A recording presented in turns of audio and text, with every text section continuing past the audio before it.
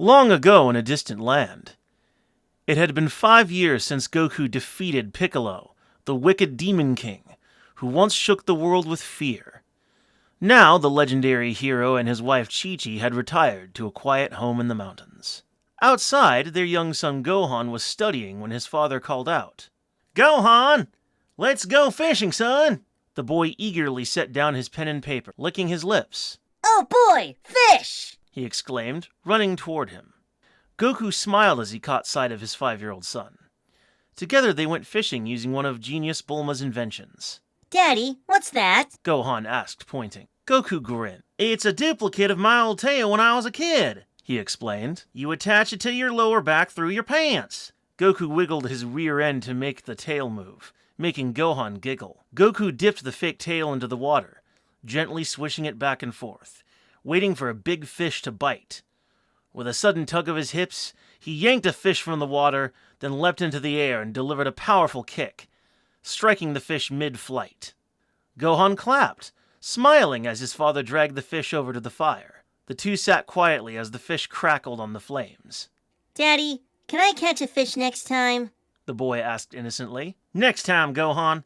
For now, just remember what you saw," Goku replied. "Okay." The boy chirped happily like a little bird. As they headed back to see Chi-Chi and share the fresh catch, the little boy Gohan began to whine. "Daddy, I'm tired." Goku lifted him up. "You seem pretty energetic," he teased.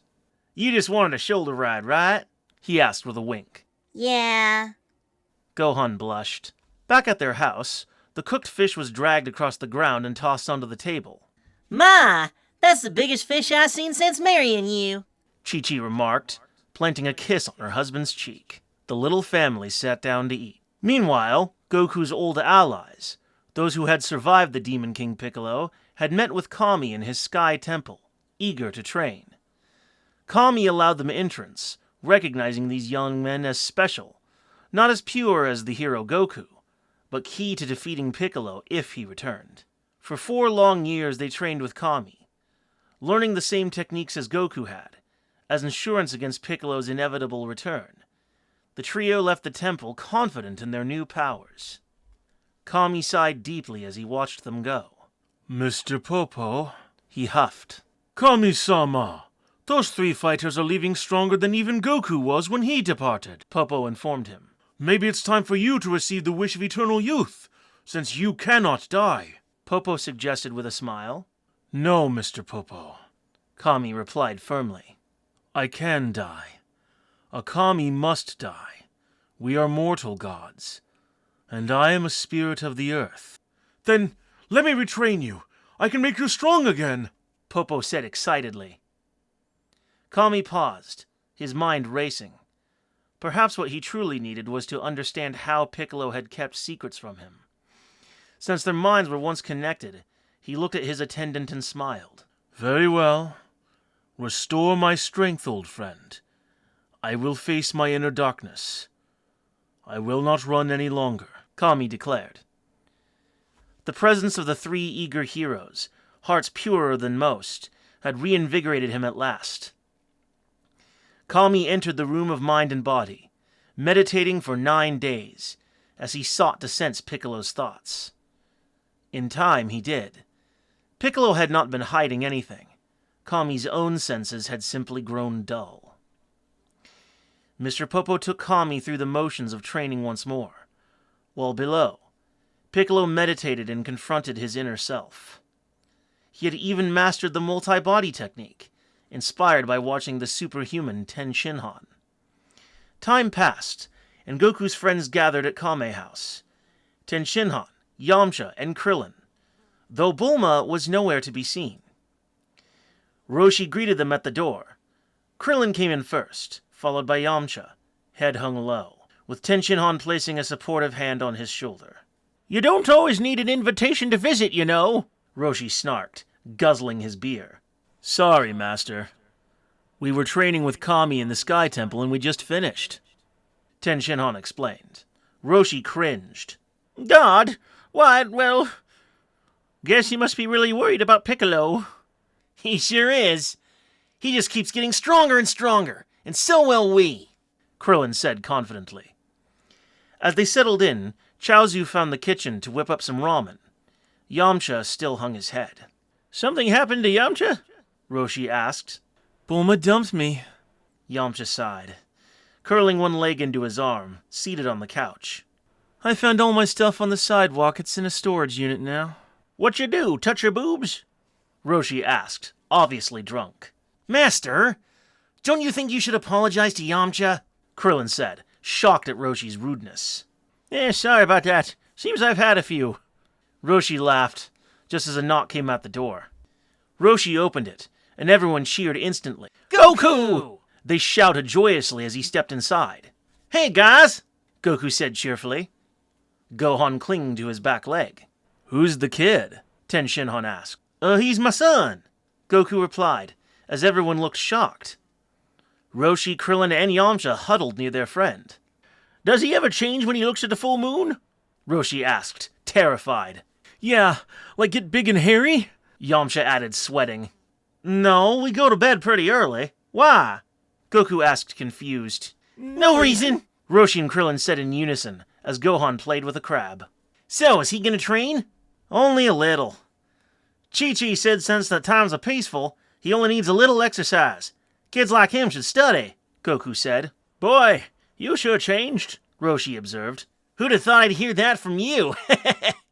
Krillin smiled. "Well, she's my wife. We're a team. I'm just trying to agree with her. Though I'm not sure why. Guess I'm just supposed to," Goku said, turning his head and smiling sheepishly. "So that tomboy became a real school mom, eh?" The old turtle hermit laughed. Not long after, Kami snapped awake from meditation and walked to the edge of the temple, staring down. Piccolo turned from where he stood and snarled. "That's not Buka Jutsu. Who are you?" A strange man descended from the sky. He wore the face of the legendary hero. Even his black hair was identical. The man just smiled, shoulders shaking with laughter. Are you Raditz's little brother Kakarot? "No, I'm not," Piccolo replied angrily. Would you be so kind as to show him to me? If not, I may have to kill you, the man said, his shoulders rolling with laughter. "Do you have any idea who you're dealing with?" Piccolo shouted, outraged. Not really, no. The man said frankly with a smile. If you won't tell me where Kakarot is, then die, he threatened. Piccolo instantly fired his evil explosion attack, but the stranger suffered no damage. Floating in the air as he launched a semi-transparent spherical blast. Piccolo suffered major damage and had fallen off the plateau and barely managed to climb back up. Quickly, he ate one of the stolen senzu beans he kept on him. He stood on the plateau once again, the old Demon King muttering to himself. "He's gone, but I'm still shaking." The alien warrior bearing Goku's face wore a device clipped over his ear, a small screen glowing with colorful data. It displayed the power signatures and precise locations of nearby beings. Turles studied the readings. Let's see. Kakarot's battle power is 340, and he's just over here. Must be him. With a smirk, he shot forward, accelerating through the sky. Meanwhile, Ten Shinhan, Krillin, and Yamcha had set up a volleyball net and were enjoying a casual game. Goku played nearby with Gohan. Just as a volley sailed over the net, Turles caught the ball mid-air after landing near the house. Looks like fun, Turles said, his voice dripping with sarcasm as he stepped toward the dragon team, with an unworried swagger. Mind if I join? The smiling stranger tossed the ball back to Ten Shinhan, who caught it, eyes narrowing in confusion. The resemblance to Goku was uncanny. Turles strode toward Goku with purpose. Kakarot, at last I found you. Goku blinked, puzzled. "Are you talking to me?" Of course, Turles replied with a snarl. Is there anyone else named Kakarot here? Goku's eyes widened at the sight of the man. As he studied him, a sight greeted his eyes. The man had not been wearing a belt, as Goku thought. It was, in fact, a tail. "He has a tail, like the one I used to have as a kid. Who are you, and why do you look like me?" My name's Turles, the man said casually. My name's Turles. We're probably related. We are both Saiyans, after all. Shock rippled through the group of friends. Was Goku not a human? Turles' grin widened. I'm glad I found you. We have much to do. Saiyans are conquerors. We depopulate worlds and sell them for profit. There's a planet out there ripe for the taking. My comrades and I could use your help. Goku's face and voice became defensive. Listen, I don't know who you think I am, but my name is Goku, and I'm an Earthling. Turles' eyes narrowed in anger. What do you mean your name's Goku? You are the Saiyan warrior Kakarot and my good friend Raditz's little brother. Goku scoffed. If I have a brother, and you're friends with him, then where is he?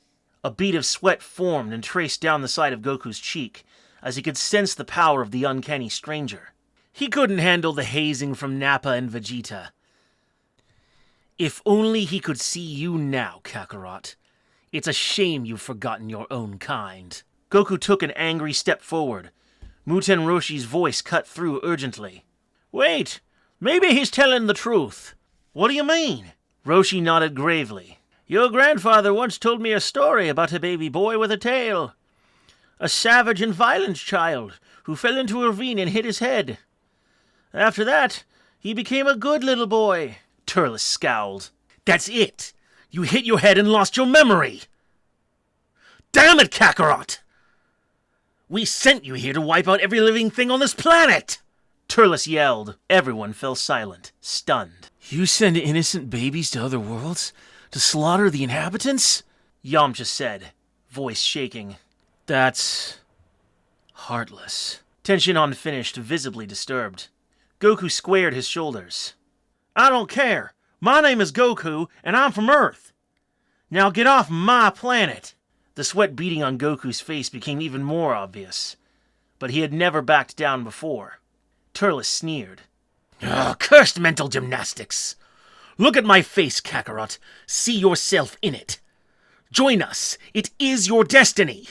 Never, Turles. Turles' gaze flicked to Gohan. A wicked smile spreading across his face, now an insult to Goku's very being. Is that your son? Without warning, Turles kneed Goku in the stomach, then slammed the double axe handle across his back. Goku folded from the oppressive force, snatching Gohan. Turles took to the sky as Goku's friends rushed to help their fallen friend. If you won't join us, Kakarot, then your son will, Turles called back. Goku groaned, reaching up weakly from the ground. No!